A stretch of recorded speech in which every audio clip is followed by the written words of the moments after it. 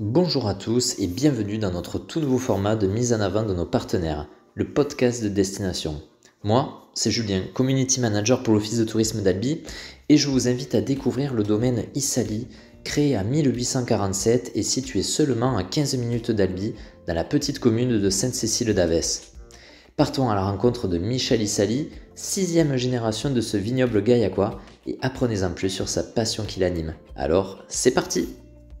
Bonjour Michel, merci de me recevoir ici au domaine Michel Issali.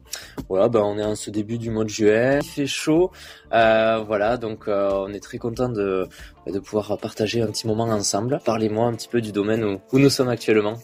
Merci en tout cas d'être venu nous rendre visite et voir un petit peu comment on travaille. C'est un domaine familial qui existe depuis 6 générations. On est principalement sur les anciens cépages de Gaillac, uniquement d'ailleurs sur les cépages gaillacois, le Mosaque, le Lendelel, le Lounding, le Duras, le Brocol, le Prunelard. Voilà un petit peu des cépages qu'on retrouve pas forcément dans d'autres vignobles qui sont propres à cette appellation Gaillac. On est en coteau, on est à 4 km de Gaillac et on est sur ces coteaux qui dominent la vallée du Tarn, voilà, au-dessus de la ville de Gaillac. Magnifique, là on s'y croit en tout cas dans le descriptif, c'est super. Donc c'est vrai qu'on n'est pas très loin en plus donc d'Albi également, on n'est qu'à peu près 10 minutes en voiture, 10-15 minutes. Et donc du coup, ce qui était intéressant de savoir, c'était aussi par rapport au vin que vous produisez. Je sais qu'il y a une petite particularité par rapport à notamment vos parcelles. Est-ce que vous pouvez nous en parler un peu plus? Oui, on a fait le choix depuis une vingtaine d'années maintenant d'aller beaucoup plus dans le sens du respect du terroir, du respect de l'environnement, de notre petit territoire. On est certifié en bio, certifié en biodynamie, on est certifié en haute valeur environnementale. On travaille en permaculture, en agroforesterie. En fait, c'est un grand principe d'agroécologie. L'objectif, c'est de redonner sens à notre terroir, à l'équilibre. On travaille beaucoup sur les équilibres, l'équilibre de la chaîne alimentaire, reconstruire cette chaîne alimentaire. Donc, nos vignes, c'est à peu près 3,5 hectares et on a autour des vignes environ 7 à 8 hectares qui sont des zones que j'appelle tampons écologiques qui vont permettre justement de pouvoir mettre en place tout un système d'éléments naturels qui vont permettre d'avoir un sens pour l'équilibre de la vigne, mais également de pouvoir redonner beaucoup plus de place à la nature. Alors c'est une nature qui est préservée. L'homme fait partie de cette nature. On essaye de prendre toujours des décisions dans le sens de l'équilibre. C'est jamais très très simple parce que la vigne est une culture qui nous fait vivre. Donc il faut aussi qu'on trouve l'équilibre pour les rendements, pour qu'elle ait cette capacité de produire. Voilà, donc on fait beaucoup de travail tout au long de l'année pour essayer justement d'amener ces équilibres. D'accord. Super intéressant. Ensuite, ce qui peut être aussi intéressant de dire, c'est quand on vient ici, donc on peut venir donc découvrir le caveau. Vous avez aussi une particularité par rapport à la fermentation du raisin, notamment. Est-ce que vous pouvez, pareil, nous dire un petit peu plus Oui, on a fait le choix de travailler donc de manière naturelle à la vigne, dans le sens de la plante, et on a fait exactement le même choix dans la cave, c'est-à-dire que on va respecter cette matière première que l'on rentre, on va intervenir le moins possible. En tout cas, il n'y a aucun élément qui sont rajoutés dans le vin, un petit peu de sulfite, mais c'est vraiment très très faible, et très peu de techniques physiques, dont on est vraiment sur du jus de raisin qui fermente. Ça donne des vins assez spécifiques, on appelle ça des vins vivants, des vins naturels. C'est le choix qu'on a fait depuis 30 ans maintenant. Ça donne des vins qui sont assez différents de ce qu'on a l'habitude de rencontrer chez d'autres collègues. C'est des vins qui méritent d'être accompagnés. On rentre pas forcément dans la dégustation où on boit pas des vins naturels aussi facilement que les vins dits conventionnels. C'est notre rôle, donc on fait visiter, on fait déguster, que ce soit ici au domaine ou sur les salons auxquels on participe. pour que le consommateur apprenne à savoir comment sont servis ces vins-là. C'est important de préparer ces vins pour vraiment apprécier tout ce qu'il y a à l'intérieur de la bouteille. Oui. Ah ben super, et puis même on le rappelle, on a vos bouteilles aussi qui sont en présentation à la boutique de l'Office de tourisme d'Albi également. Et d'ailleurs à ce propos, donc vous disiez c'est vrai que c'est important tout ce qui est lié à l'environnement, etc. Vous avez cette démarche aussi d'inviter en fait le visiteur, mais aussi le local à venir vous rencontrer et à vous proposer également des visites guidées. Est-ce que vous pouvez nous en dire un petit peu plus là de ce qui est prévu ces prochains mois? Oui, on a tout le travail qui est réalisé est assez unique, parce qu'on n'est pas très nombreux, même en France, à pratiquer cette vision de la viticulture.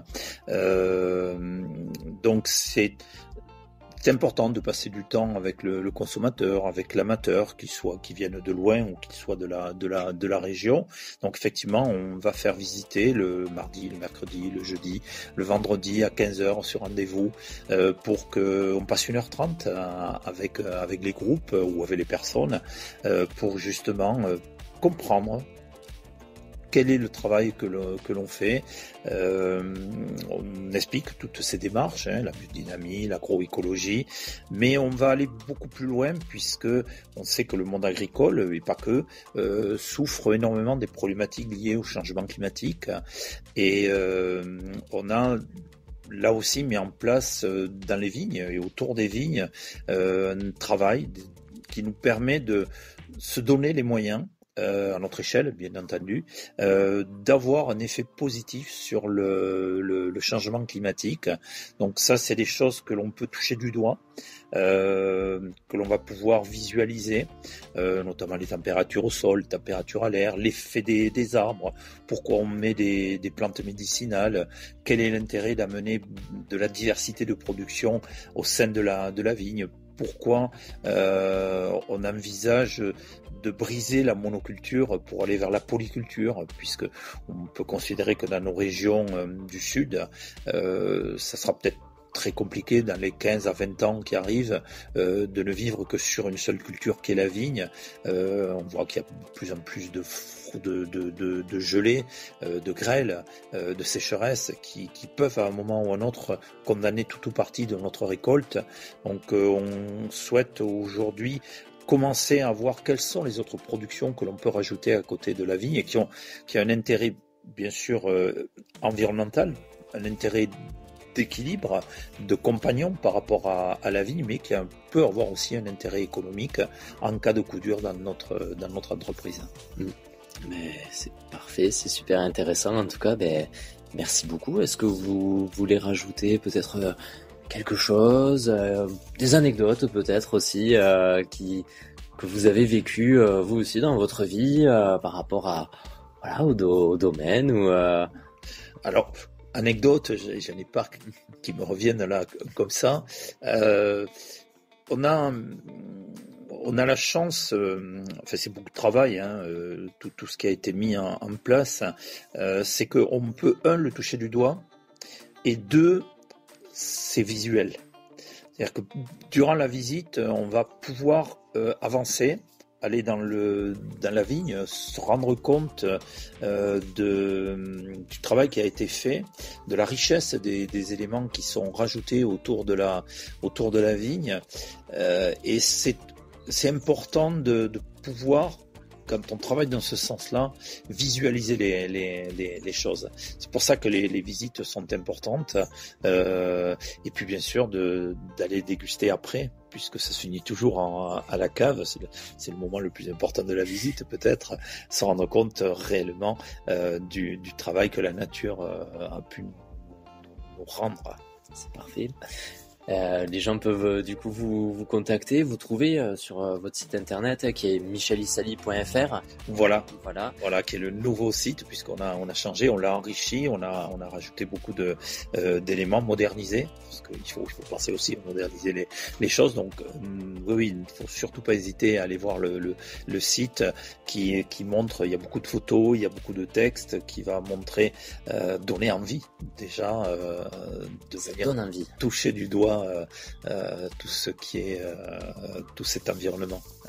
Eh bien c'est parfait, merci beaucoup Michel pour cette petite interview en tout cas qui est super intéressante. Puis on invite tous les visiteurs, tous les locaux à venir vous rencontrer, bien entendu, notamment du 4 juin donc jusqu'au 15 octobre. Voilà, à partir de 15h, vous pouvez réserver soit en vous appelant, soit aussi sur notre site de réservation en ligne à l'Office de tourisme. Pas de problème.